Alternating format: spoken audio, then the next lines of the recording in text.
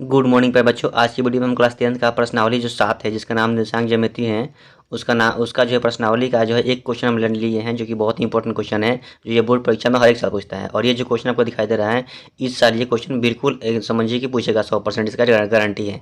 और ये जो क्वेश्चन में पूछेगा आपसे कि त्रिभुज का क्षेत्रफल कैसे निकालेंगे, हम उस क्वेश्चन को लिए हैं। तो केवल इस वीडियो में एक ही क्वेश्चन को पढ़ने वाले हैं, जिसमें हम त्रिभुज का क्षेत्रफल निकालना सिखाएंगे। और इस वीडियो को देखने के बाद आप किसी भी त्रिभुज का क्षेत्रफल आसानी से निकाल सकते हैं। ठीक है, तो समझेंगे इसको हम आसानी से। और देखिए क्वेश्चन क्या बोल रहा था, यदि त्रिभुज ए बी सी के शीर्षों के नियामक क्रमशः इतना इतना इतना और इतना हो तो त्रिभुज ए बी सी का क्षेत्रफल ज्ञात करना। ठीक है ना, बहुत ही इंपॉर्टेंट क्वेश्चन है।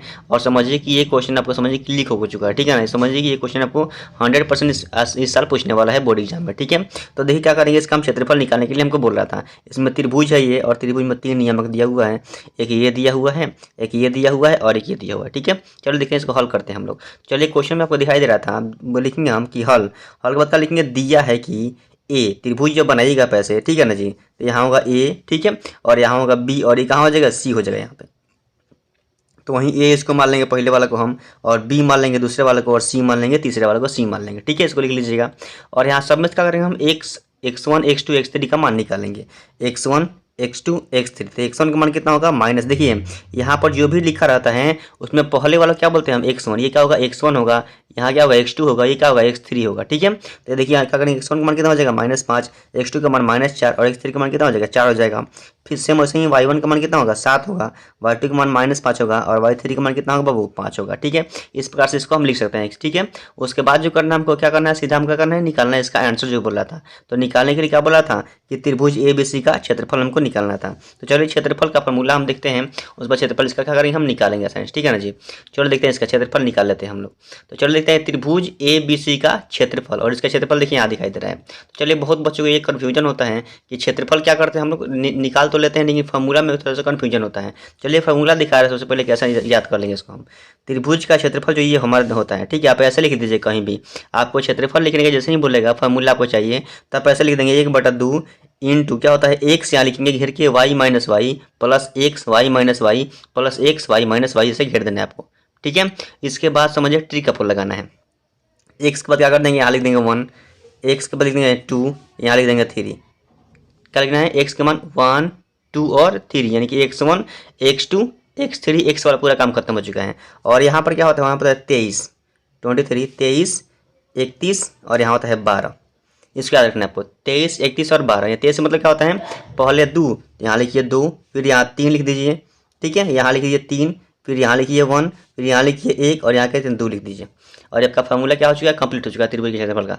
समझ लीजिए बढ़िया से, x1 x2 x3 y2 minus y3 y3 minus y1 minus y2, ऐसे फॉर्मूला होता है। इसको पढ़ के बताने के बाद हम 1/2 into x1 into y2 minus y3 plus x2 y3 minus y1 plus x3 into y1 minus y2 formula इसका होता है। ठीक है, फॉर्मूला देख लीजिएगा आसानी से आप। ठीक है, इसको दोबारा देख सकते हैं, कोई दिक्कत नहीं है।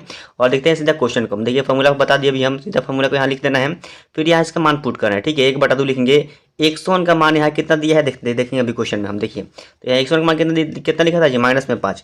तो देखिए x1 का मान लिखेंगे -5, यहाँ देखिए माइनस दिखाई दे रहा है आपको, तो ऐसे लिख देना है। ठीक है, यहाँ माइनस में लिखा हुआ है। फिर क्या लिखेंगे बगल में हम, y2 का मान यहाँ देखिए कितना दिया है, -5, तो फिर लिख देंगे -5, यहाँ -5 दिखाई दे रहा है। फिर क्या होता है, -y3 का मान कितना दिया है 5, तो यहाँ आ जाएगा 5। इसको बिल्कुल आसानी से रखना पड़ता है। x2 का मान कितना दिया है बाबू, -4 दिया था। फिर क्या लिखा, y3 का मान दिया है 5 माइनस y1 यहाँ चाहिए, y1 का मान कितना लिखा है हमारा 7 लिखा हुआ है, प्लस x3 का मान लिखा है 4, y1 माइनस y2, y1 का मान कितना दिया है 7 माइनस y2 का मान कितना दिया है माइनस में देखिए 5, और यहाँ माइनस पर फॉर्मूला होता है, तो माइनस माइनस मिलकर हो जाएगा प्लस। अब सारा मान को पुट कर दिए हम, अब इसको सॉल्व करेंगे। समझिए यहाँ पे सॉल्व करेंगे, क्या करेंगे हम, देखिए पहले इसको सॉल्व करना है हमको। तो 5 को ऐसे लिख देना है माइनस में, -5 -5 -10 हो जाएगा, माइनस में 4, फिर ऐसे करेंगे हम। तो ठीक है, माइनस में दिया है 7, प्लस में दिया है 5, तो यहाँ जोड़ेंगे तो कितना जाएगा, माइनस में 2 आएगा। ठीक है, प्लस यहाँ कितना आएगा 4 आएगा, और यहाँ 7 5 होता है 12, गुना कर देंगे इसमें, माइनस माइनस क्या हो जाएगा प्लस में आएगा, और 10 5 कितना हो जाएगा 50। फिर यहाँ माइनस माइनस यहाँ भी हो जाएगा प्लस, 4 दूनी के 8 हो जाएगा, अब 8 चौके कितना होगा 48 48, तीनों प्लस में आ रहा है, तीनों को ऐड कर देना है हमको। तो कितना आएगा ऐड करने के बाद आएगा 106 आएगा, और ये 2 से कटेगा तो कितना आएगा 53 आएगा। तो इसका आंसर कितना हो चुका है 53 हो चुका है। ठीक है, ये बहुत ही आसान क्वेश्चन था और बहुत ही इंपॉर्टेंट क्वेश्चन है। समझिए कि इसका फॉर्मूला बुक बता दिए हैं जो ज़िंदगी में कभी नहीं भूलेंगे आप। इसका फॉर्मूला देखिए, फिर से एक बार हम रिपीट कर दे रहे हैं। यहाँ जो फॉर्मूला इसका दिखाया था अभी एक बार, हम फिर एक बार दिखा रहे हैं। जैसे 1/2 आपको लिख देना है, इंटू करना है, यहाँ लिखिए एक्स, फिर कर दीजिए से, फिर यहाँ लिखिए क्या वाई माइनस वाई, फिर कर दीजिए प्लस, फिर यहाँ लिखिए एक्स, फिर क्या वाई माइनस वाई, समझ में आ रहा है। फिर लिखिए यहाँ प्लस, फिर क्या करेंगे वाई, यहाँ एक्स यहाँ लिख देना पड़ेगा, वाई माइनस वाई, फिर यहाँ कर देंगे, कर देना इसको। अब क्या करना हमको, सब में एक्स कब लिखिए, एक्स के बाद 1 या एक्स के बाद 2, यहाँ कितना 3। उसके बाद क्या करना है वाई को हमको, तो वाई में फॉर्मूला होता है 23 फिर 31 फिर कितना 12 होता है। 23 मतलब होता है 2 3, 31 मतलब होता है 3 यहाँ 1, यहाँ कितना होता है 1 और 2, और ये हमारा फॉर्मूला कंप्लीट हो चुका है। ठीक है, इस प्रकार से त्रिभुज के क्षेत्रफल का फॉर्मूला हम लोग याद कर सकते हैं। और यहाँ का जो आपको क्वेश्चन बताए हैं, देखिए मैथ पढ़ने का तरीका ये आपको है कि किसी भी एक क्वेश्चन को आसानी से आप रट जाइए। कोई भी एक टॉपिक पे जो क्वेश्चन आपको आ रहा है उसको आसानी से रट जाइए आप, उसका फॉर्मूला याद कर लीजिए। उसके बाद समझिए कि अगर इस टॉपिक पे क्वेश्चन हमको पूछेगा तो हमको बन जाएगा। इसमें क्या आपको दिक्कत था, यहाँ दिक्कत ये था कि इसको क्या बोलते हैं, कैसे लिखते हैं, इसको लिख लिए हम। इसके बाद देखिए फॉर्मूला आपको याद करने में प्रॉब्लम था, फॉर्मूला याद कर लिए। उसके बाद क्या करेंगे हम, यहाँ प्लस माइनस में आपको रखने में प्रॉब्लम होगा, यहाँ ठीक से रख लेंगे, सॉल्व कर लेंगे तो इसका आंसर 100% आपका आएगा। अगर यहाँ प्रॉब्लम कर दे रहे हैं तो इसका आंसर नहीं आएगा। इसलिए रिपीट कीजिए ज़्यादा। आप एक क्वेश्चन को पढ़िए एक तरीके से, उसको ज़्यादा रिपीट कीजिए। इसी क्वेश्चन को 5 बार बना लीजिए आप कॉपी में। इस क्वेश्चन को 2 बार 3 बार 4 बार जितना बनाएंगे उतना कंफर्म होते रहेगा। ठीक है, अगले वीडियो में हम अगले टॉपिक के बारे में पढ़ेंगे।